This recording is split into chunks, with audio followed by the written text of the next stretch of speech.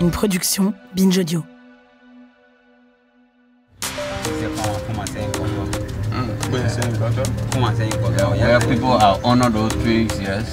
Aujourd'hui, j'ai rendez-vous à la clinique MSF de Bensenville, une ville de 4000 habitants au nord-est de la capitale, entourée de palmiers et de bananiers à perte de vue. Nous sommes venus récupérer Benjamin, un travailleur psychosocial et son équipe. Tout le monde grimpe dans le camion blanc de MSF, direction une petite communauté à quelques kilomètres de là. Au programme du jour, une session de sensibilisation à l'épilepsie dans un petit village reculé. Benjamin et ses collègues vont régulièrement à la rencontre des malades les plus isolés.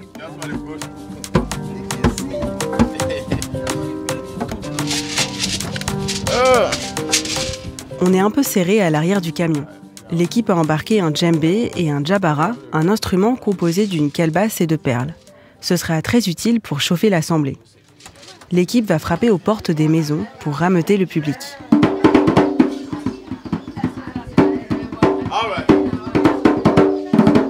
Tout le monde s'installe sous un porche sur la place du village et ça commence.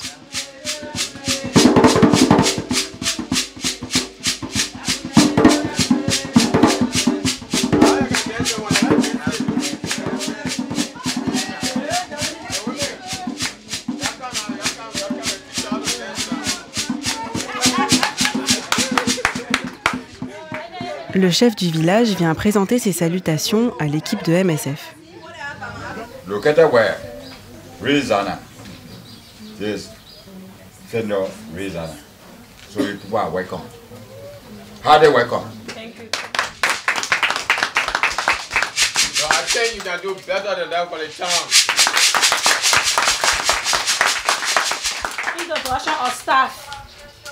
L'équipe se présente en commençant par Benjamin.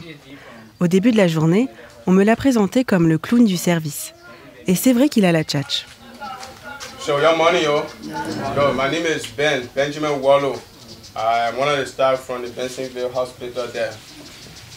Pendant plus d'une heure et demie, c'est lui qui va animer la séance du jour. Le problème avec la santé mentale, c'est que sans la communauté, sans le soutien de la communauté, nous ne pouvons rien faire.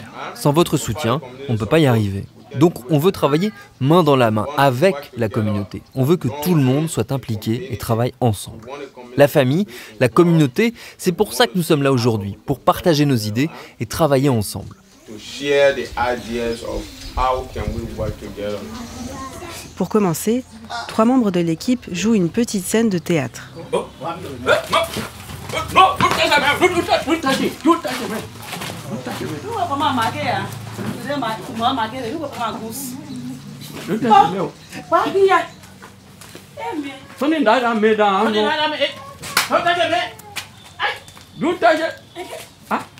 Un homme prend le rôle de l'épileptique, il tombe au sol et mime des convulsions. 2 hommes s'écartent soudainement de lui par peur de le toucher. Une femme arrive en courant, elle met le malade en position latérale de sécurité. Elle crie sur les 2 hommes, leur explique que l'épilepsie n'est pas une maladie contagieuse. La maladie, je ne peux pas l'attraper, tu ne peux pas l'attraper, c'est dans le cerveau.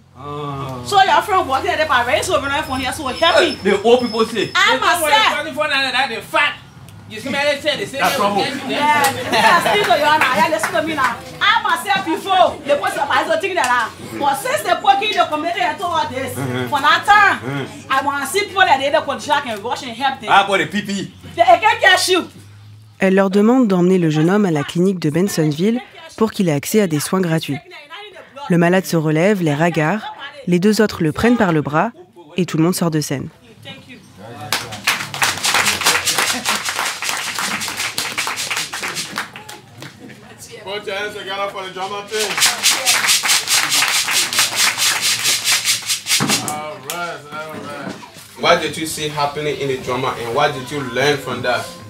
Qu'est-ce que vous avez vu dans la pièce de théâtre et qu'est-ce que vous avez appris ? J'ai appris beaucoup de choses aujourd'hui. Je vous en prie, levez-vous, je vous écoute. Aujourd'hui, j'ai appris que si quelqu'un tombe à cause de la maladie, il faut l'aider. C'est une maladie du cerveau. Aujourd'hui, j'ai appris ça.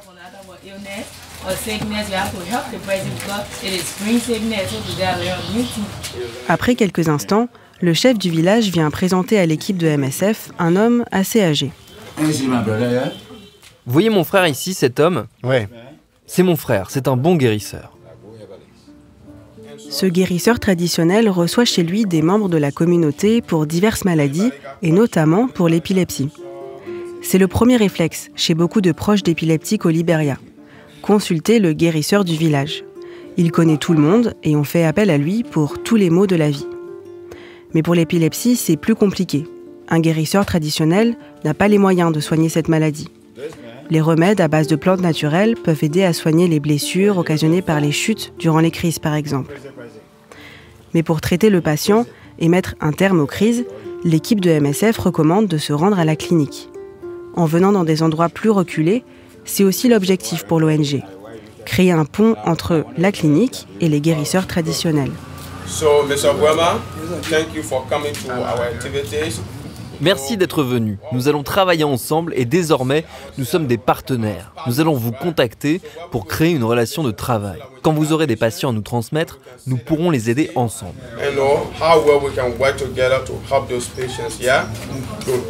Travailler main dans la main pour accompagner au mieux les malades sur toutes les étapes du soin. La réunion se termine, je me dirige vers le guérisseur pour discuter un peu. Il m'explique qu'il a beaucoup de patients dans sa communauté. Pour n'importe quel problème, quand on m'appelle, je peux aider. En tant que guérisseur, j'aide les gens pour tout type de maladie.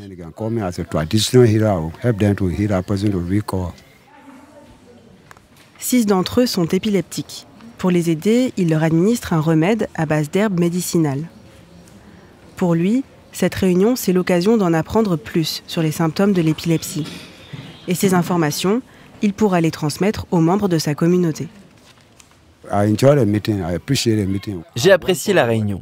Je veux qu'on travaille ensemble et maintenant, ils ont mon numéro. S'ils m'appellent, je viendrai. Hier, ils m'ont prévenu qu'ils seraient là. Je n'avais pas d'autre choix que de venir. Je suis prêt à travailler avec eux. Dès qu'ils m'appellent, je serai là.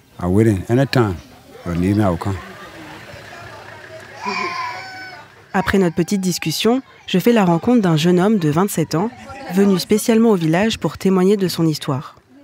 On s'isole sur un banc sur la place du village. On a le même âge, le courant passe bien. Pendant plus d'1 heure, il me raconte son parcours de soins. Ok, so can you tell me... Alors, est-ce que tu peux me raconter quand est-ce que tu as fait ta première crise d'épilepsie? Ok. I start treatment from Bessenville. 2017. Ses premières crises sont apparues en 2007. Il a alors 12 ans. Rapidement, dans son village, tout le monde l'encourage à consulter le guérisseur traditionnel. Il s'y rend plusieurs fois, mais sans succès. Les crises continuent et sont de moins en moins espacées. Ses parents tentent alors d'aller voir un autre guérisseur, sans résultat. Sa condition empire. Les crises deviennent quotidiennes. Il est couvert d'hématomes à force de chuter. La situation est très dure à vivre pour lui et sa famille. Dans le village, tout le monde l'évite. Le jeune homme est alors déscolarisé. Ses parents l'envoient chez un autre guérisseur à l'autre bout de la région. On lui applique des herbes traditionnelles sur le corps. Un autre lui administre une sorte de craie blanche utilisée comme remède pour beaucoup de maladies. Pas de résultat. Pour certains, ces crises sont la preuve qu'il est possédé par Mamiwata, l'esprit de la mer. On l'immerge dans l'eau lors d'un rituel, mais les crises continuent. Toutes ces consultations et le transport ont un coût. L'un des guérisseurs demande à la famille $3000 américains. Les parents se démènent, demandent à droite à gauche, mais n'en récoltent que 50. En vain, le remède ne fonctionne toujours pas. Le jeune homme est désespéré. On le pense incurable et proche de la mort. Lorsque ses symptômes sont au plus haut, sa famille l'enferme hors de la vue des autres villageois. Seul, toute la journée dans le noir, il commence à développer une forme de psychose. Il a l'impression d'entendre des voix, des choses, il devient agressif et s'isole de plus en plus des autres. La situation semble insurmontable.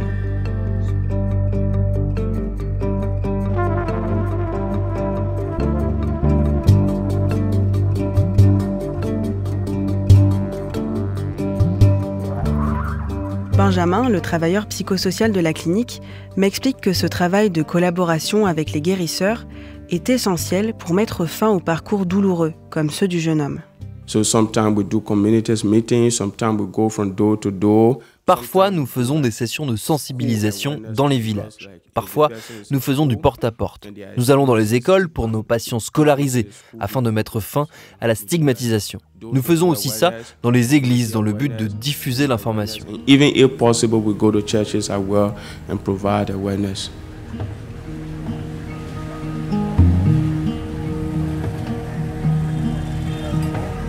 En étant au plus proche des communautés, les soignants peuvent aussi mieux suivre les patients et les encourager à prendre leur traitement régulièrement. Il n'est pas rare pour Benjamin et son équipe de voir des épileptiques enchaînés dans les villages.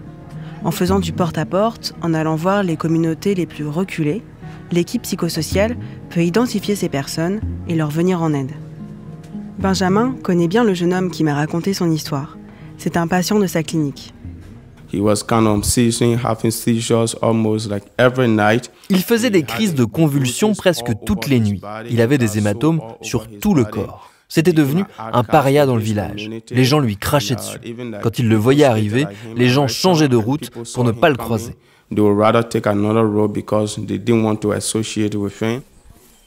Cette stigmatisation peut engendrer des comorbidités chez les épileptiques, comme la dépression par exemple.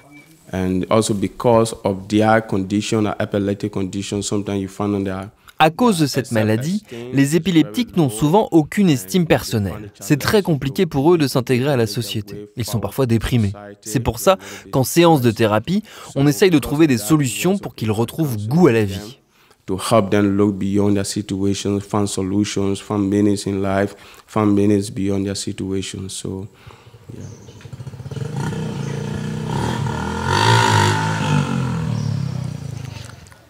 When the first my brother did it in our own town, he said our Gina follow me.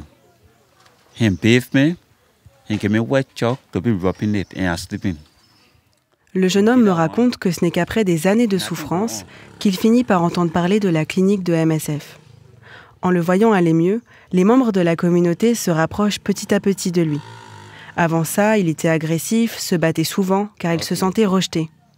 Désormais, les gens l'apprécient, lui apportent de la nourriture et passent du temps avec lui. Aujourd'hui, ça fait 2 ans qu'il prend son traitement régulièrement. Après 2 ans sous traitement, il va beaucoup mieux. Il n'a pas fait de crise depuis cette période et il est désormais intégré dans son village. Les gens qui se moquaient de lui l'apprécient désormais. Certaines personnes lui apportent de la nourriture, discutent et rigolent avec lui. Je veux dire, c'est très intéressant. Il m'a raconté que désormais au village, on l'appelle Lovely 27 parce que quand les gens veulent s'amuser, sourire ou oublier leurs problèmes, ils viennent le voir et parler avec lui. Les villageois sont impressionnés par sa résilience. Et il fait figure d'exemple maintenant. Les gens se disent que s'il a traversé cela, peu importe ce qu'il traverse, ils peuvent le surmonter. À un moment donné, les gens disaient à ses parents qu'il allait mourir. Ses parents pleuraient. Mais désormais, la communauté le voit grandir, être actif, apprendre des choses. Et il les rend si fiers qu'il est devenu le centre de l'attention. Make them feel so proud that they embrace him and they see him as a center of love and hope. Pour Lovely 27, c'est en grande partie ce sentiment d'appartenance à la communauté qui l'a aidé à s'en sortir. Depuis que l'équipe de la clinique fait ses sessions de sensibilisation dans les villages, Benjamin voit une véritable évolution s'opérer.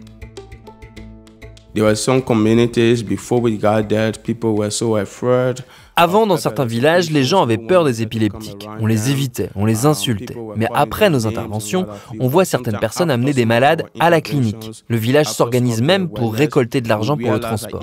Dans certains endroits, les personnes épileptiques travaillaient gratuitement pour les autres. On les forçait à laver les habits des autres ou à enlever les mauvaises herbes. Mais les mentalités ont évolué. On constate un vrai changement. These behaviors toward epileptic patients, and so we see this changing through the awareness. Mais pour lui, il faut désormais aller plus loin dans le soin communautaire.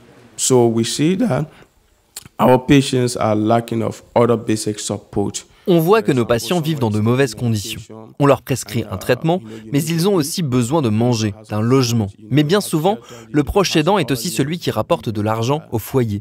Et en tant que travailleur social, quand je vais sur le terrain, je vois parfois des patients qui vivent dans une maison au toit percé. Durant la saison des pluies, je vois des gens dans ces conditions et c'est juste insupportable. Les larmes me montent aux yeux. Mais qu'est-ce que je peux faire ? You are going with the tears, you are sharing tears, but what can you do? Il aimerait créer un nouveau volet de prise en charge axé sur le soutien financier des patients. For example, patients are relapsing, patients are missing a time of appointment, right? Des patients rechutent, ne se rendent pas au rendez-vous. Et quand il manque un rendez-vous, ça désorganise tout le traitement. Mais c'est parce qu'ils n'ont pas d'argent pour venir. Si on avait un programme d'aide financière, on pourrait les aider à payer le transport. Parfois, des patients viennent et ils n'ont rien à se mettre sur le dos. Nous pourrions avoir un programme de soutien aux familles en difficulté, aider des familles à monter leur entreprise ou les accompagner dans un projet, leur apporter du soutien pour qu'ils puissent avoir les moyens d'amener le malade à la clinique. On pourrait aussi leur donner de la nourriture. They can have the means of always bringing a patient to the clinic for their treatment and also providing some food too. Yeah. Mais ce travail social sur le terrain demande énormément de moyens. Et pour l'instant, la prise en charge est concentrée sur le comté de Montserrado. Certaines communautés sont encore complètement exclues du soin. J'en ai discuté avec une soignante de l'hôpital psychiatrique du pays, E.S. Grant. Rappelez-vous, c'est le seul hôpital psy avec 80 lits pour 5 millions de Libériens. Ces professionnels sont passionnés par leur métier et ça se voit. Mais ils aimeraient pouvoir faire plus. We do not have the adequate space enough to accommodate all of our clients. Nous n'avons pas les moyens de soigner tout le monde. Au Libéria, il y a 15 comtés et nous n'opérons que dans un seul. Nous avons des patients qui viennent de tout le pays et nous ne pouvons pas tous les aider. And we have referrals coming from the remaining 14 and we cannot contain all. Certains patients arrivent à l'hôpital après des jours de voyage. Impossible aussi de pouvoir se rendre dans leur communauté pour faire un travail de sensibilisation. Nous avons besoin d'étendre nos services. À l'heure actuelle, nous ne faisons pas de suivi après hospitalisation. Donc parfois, nos patients rechutent et ils doivent revenir. Nous avons besoin de ressources pour pouvoir les suivre sur le long terme. Et notre hôpital n'est pas assez grand, donc nous ne pouvons pas garder les patients plus de 6 semaines.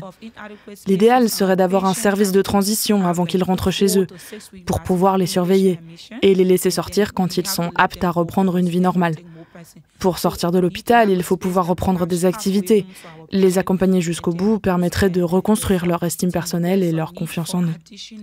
Nous avons besoin de plus de soignants, de plus de psychiatres. 21 infirmiers psychiatriques pour 4,5 millions d'habitants, ça ne suffit pas. Nous avons besoin de plus de personnel. So we need additional nursing staff, we need additional staff ratio. Chez tous les soignants, les patients et les proches aidants que j'ai rencontrés durant ces 10 jours de reportage, le manque de ressources financières est une source d'inquiétude constante. How do you feel sometimes about your job facing the... Et comment vous vivez ce manque de ressources? Ça se passe comment pour vous? Well, it's challenging for me because I understand also we are post-war country. Liberia is a post-war country. C'est dur pour moi parce qu'on vit dans un pays qui a traversé une guerre civile. On a subi plusieurs épidémies et en plus de ça, nous sommes un pays pauvre. C'est dur de faire face à des patients qui n'ont pas les moyens de vivre décemment et qui ne peuvent même pas s'acheter des médicaments. On a quelques histoires qui se terminent bien, quelques success stories. Souvent, les patients rentrent chez eux et ils peuvent reprendre une vie normale. Ils retrouvent un travail et une bonne position dans la société. Et tout ça, c'est grâce au merveilleux staff que nous avons ici, les docteurs et les infirmiers qui font leur maximum. Staff that we have here, including the doctors and nurses that are taking their best out of what they can do.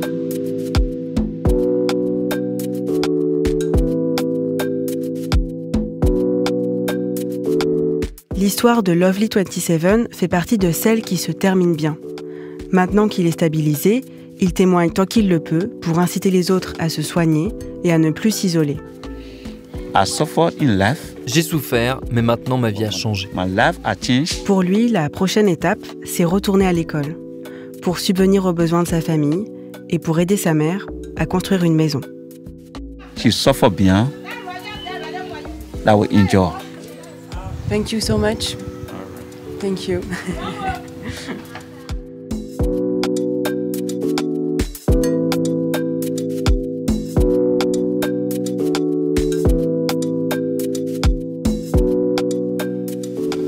Merci à Iris Ouedraogo pour ce reportage réalisé par Adèle Itel El Madani et produit en partenariat avec MSF. Programme B, c'est un podcast de Binge Audio préparé par Lauren Bess et Charlotte Bex. Tous nos épisodes, les anciens comme les nouveaux, sont à retrouver sur toutes vos applis de podcast. Cherchez-nous sur Internet si vous voulez nous parler et à très vite pour un nouvel épisode.